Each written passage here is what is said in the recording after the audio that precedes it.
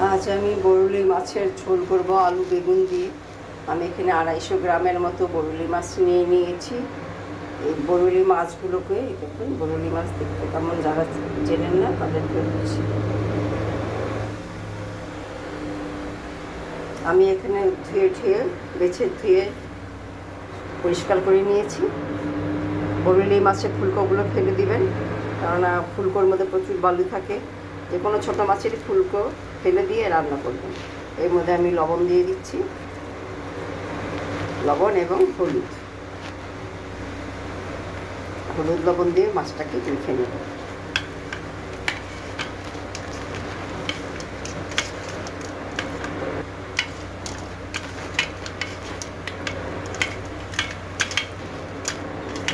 হলুদ লবণ দিয়ে মাছটাকে মেখে নিয়েছি।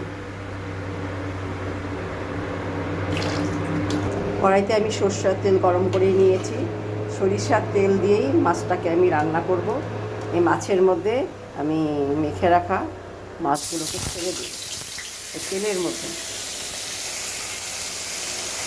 একটার সাথে একটা লাগিয়ে দিবেন না, তাহলে মাছটা ভেঙে যেতে পারে।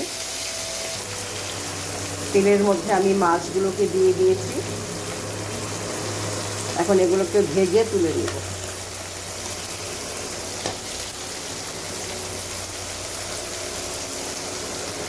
আমি এখানে একটা তেজপাতা এবং জিরা একটা ভেজে নিয়েছি। এটা আমি বেটে মাছের ঝোলে দেব। দেখুন, জিরা আর তেজপাতা ভেজে নিয়েছি। আমি এখন মাছটাকে উল্টে দেব।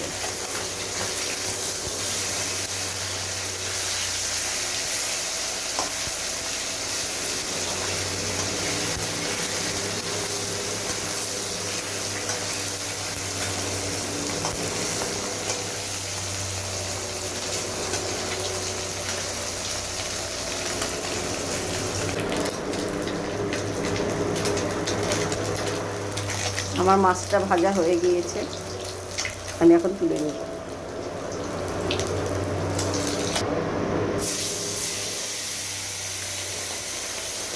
এইভাবে আমি সবগুলো মাছকেই ভেজে নেব।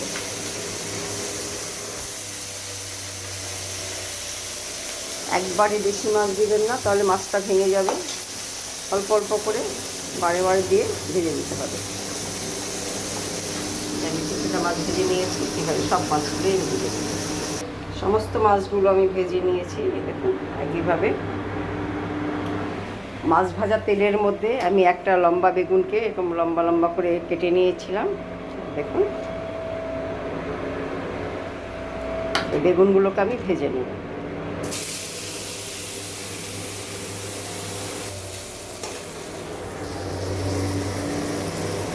হলুদ আর লবণ দিয়ে মাছ ভাজা তেলের মধ্যে বেগুনটাকে আমি ভেজে নিচ্ছি। আমি যে বেগুনটা একটু লাল করে ভেজে নিয়েছি, এখন এটা তুলে রাখবো। বেগুনটা আমার ভাজা হয়ে গেছে, এটা তুলে নেব। এই তেলের মধ্যে আর কিছুটা তেল দিয়ে দিব।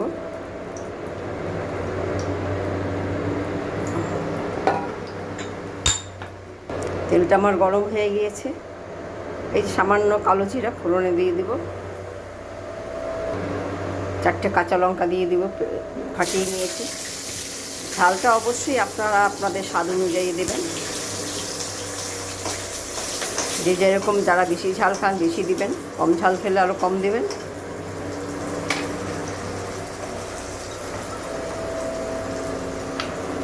আমি লম্বা লম্বা করে সরু সরু করে আলু কেটে নিয়েছি। যেগুলো মাছগুলো আমার ছোটো ছোটো, আলুগুলো দিয়ে দেব। আমি এখানে বড় 2টো আলুকে এরকম লম্বা লম্বা করে কেটে নিয়েছি।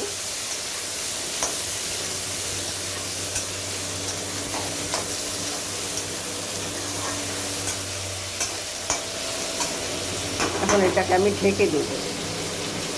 ঢেকে ঢেকে রান্না করলে আলুটা সিদ্ধ হয়ে যাবে।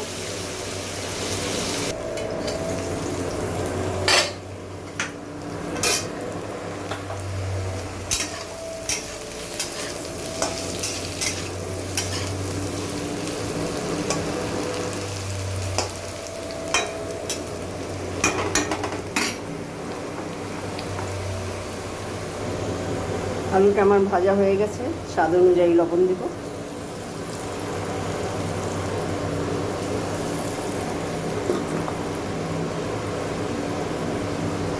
হলুদ, খুব বেশি হলুদ দিবেন না, কারণ হলুদ কাটা একটা গন্ধ এসে যাবে হলুদে।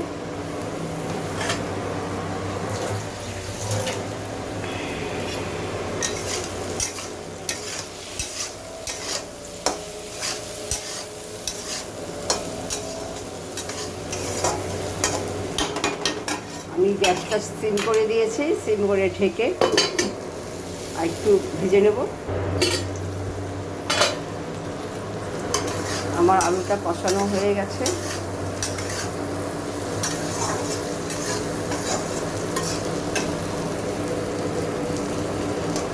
সিদ্ধ হয়ে গেছে দেখুন।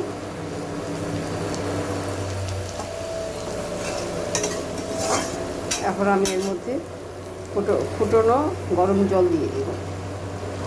আপনারা গরম জল দিলে পরে টেস্টটা ভালো হবে, ঝোলটা পাইনসে স্বাদ হবে না।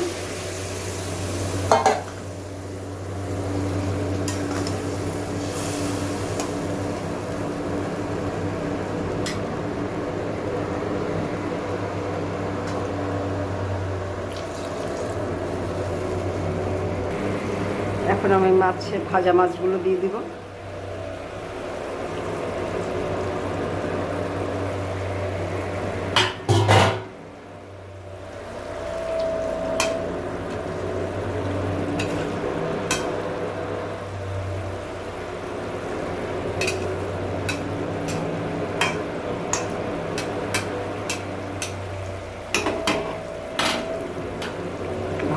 ভেজে রাখা বেগুনটা দিয়ে দেব।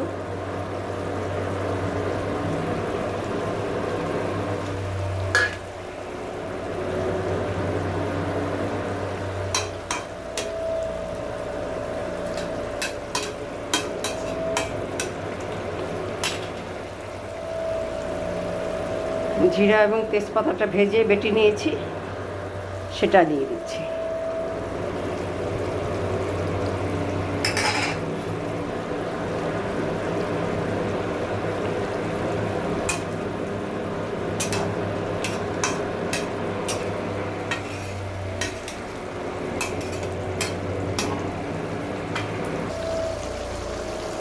ধনেপাতা দিয়ে দিলাম। মাছ, ধনেপাতা, বেগুন সব দিয়ে দিচ্ছি, জিরে বাটা। হ্যাঁ, আমার মাছের ঝোল রান্নাটা কমপ্লিট হয়ে গিয়েছে। আমি এখন এটাকে ঢেলে নেব। আমার চ্যানেলটাকে আপনারা লাইক, শেয়ার ও কমেন্ট করবেন। যারা সাবস্ক্রাইব করেননি তারা সাবস্ক্রাইব করে নেবেন। আমি ঢেলে নিয়েছি।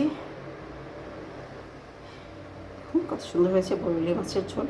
এভাবে মাছের ঝোল করে খেয়ে বলবেন কেমন হয়েছে। আমার চ্যানেলটা আপনারা এতক্ষণ দেখার জন্য ধন্যবাদ।